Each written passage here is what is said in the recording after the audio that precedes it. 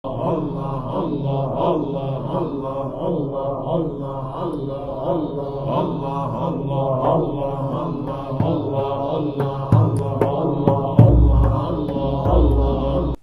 علیکم ورحمۃ اللہ تعالی وبرکاتہ۔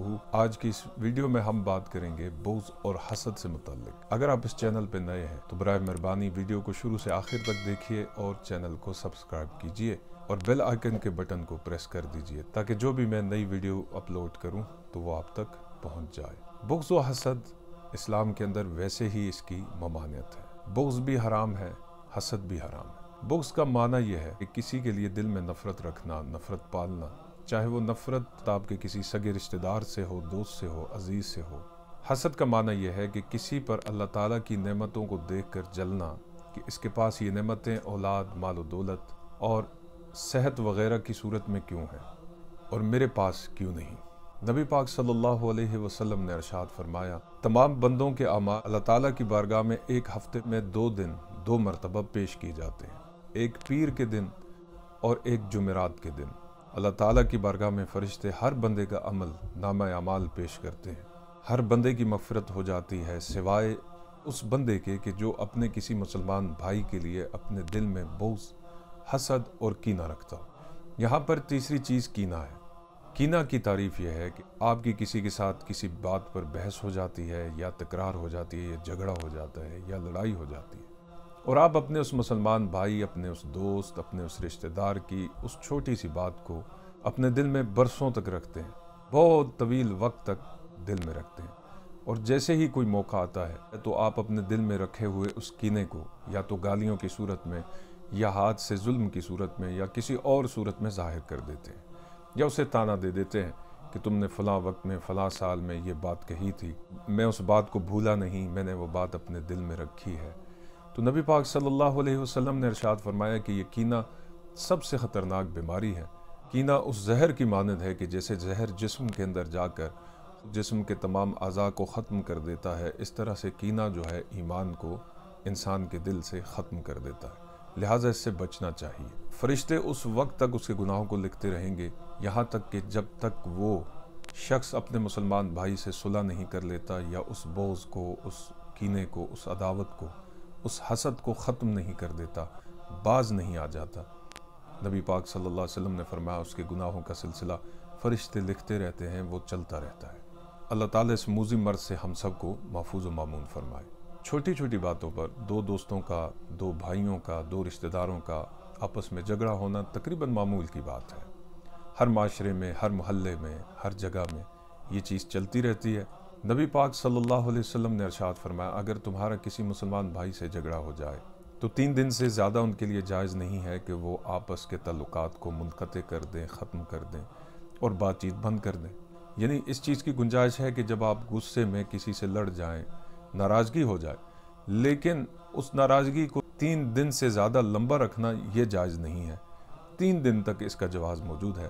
جیسے ہی 3 دن گزر جائے تو آدمی کو چاہیے کہ وہ جس کے ساتھ اس کا جھگڑا ہوا اس کے سامنے آئے تو وہ اسے سلام دے، اور اگلے شخص کو یہ چاہیے کہ وہ اس کا سلام قبول کرے۔ اگر وہ اس کا سلام قبول نہیں کرتا، حضور علیہ الصلوۃ والسلام نے فرمایا اگر ایک شخص نے سلام دیا صلح کی نیت سے، سلامتی کی نیت سے، اور دوسرے نے اس کا جواب نہیں دیا تو سلام دینے والا اس گناہ سے بری ہو گیا اور جواب نہ دینے والا اس کے پلے، اس کی گردن پر اس کا وبال اور اس کا گناہ رہے گا۔ سلام میں پہل کرنے والے نے اپنی صلح کر دی ہے، یعنی اس جھگڑے کو مٹا دیا ہے سلام کے ذریعے سے، اور اگر وہ شخص اس کے سلام کو قبول کر لیتا ہے تو نبی پاک صلی اللہ علیہ وسلم نے ارشاد فرمایا کہ اب دونوں کی مصالحت ہو گئی ہے اور دونوں اس ثواب میں برابر کے شریک ہو گئے ہیں۔ تو بہترین طریقہ یہ ہے کہ اب وہ ایک دوسرے کو گلے ملیں اور جو کچھ دل میں ہے اس کو ختم کر دیں، جو کچھ شیطان کی طرف سے ہے، نفس کی طرف سے ہے، اس کو جانے دیں۔ اللہ تعالیٰ ہمیں یہ توفیق عطا فرمائے کہ ہم بڑے پن کا مظاہرہ کرتے ہوئے صلح میں پہل کریں۔ پہلی بات تو یہ ہے کہ لڑائی جھگڑوں کی طرف نہ جائیں، لیکن انسان ہونے کی حیثیت سے اگر کبھی کبھار اگر اس آزمائش کا سامنا ہو جائے تو کوشش یہ کرنی چاہیے کہ صلح میں پہل کرنی چاہیے۔ نبی پاک صلی اللہ علیہ وسلم کی ایک اور حدیث ہے کہ اللہ تعالیٰ اس شخص کو پسند کرتا ہے کہ جو حق پر ہونے کے باوجود صلح میں پہل کرتا ہے، صلح میں پہل کرتا ہے۔ اللہ تعالیٰ کو یہ عمل بہت پسند ہے اور یہ یقیناً بخشش کا ذریعہ بھی بنتا ہے۔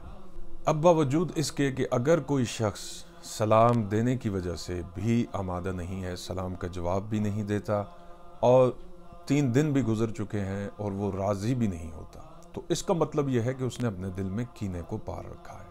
کینہ ایک ایسی بیماری ہے کہ جو ان چھوٹی چھوٹی باتوں کو طول دیتا ہے، ان کو ختم کرنے کا انسان کو موقع نہیں دیتا، اور انسان بغض، عداوت، نفرت اور حسد کے کنویں میں قید رہتا ہے اور اسے نجات کسی صورت میں ملتی نہیں ہے۔ نبی پاک صلی اللہ علیہ وسلم نے ارشاد فرمایا کہ میں تمہیں دین کو مونڈنے والی ایک بیماری کے متعلق نہ بتاؤں؟ صحابہ نے عرض کیا رسول اللہ صلی اللہ علیہ وسلم یہ کون سی بیماری؟ فرمایا کہ یہ بیماری ایسی ہے جس طرح سے اس طرح تمہارے بالوں کو مونڈ دیتا ہے، اس طرح یہ بیماری حسد انسان کی نیکیوں کو بھی مونڈ کے رکھ دیتی ہے، اس طرح کی طرح یعنی کوئی بھی نیکی باقی نہیں رہتی۔ حضور علیہ السلام نے فرمایا یہ حسد، یہ بغض، یہ آگ ہے، اور آگ جس طرح سے خشک لکڑیوں کو کھا جاتی ہے، اس طرح سے یہ بیماریاں بھی انسان کی نیکیوں کو تباہ کر دیتی ہیں۔ انسان کے نامہ اعمال میں کچھ بھی نہیں رہتا۔ بندے کے لیے سب سے بڑا خسارے کا سودا یہ ہے کہ وہ قیامت کے دن اس حال میں آئے کہ اس کے نامہ اعمال میں نیکیاں موجود ہی نہ ہوں۔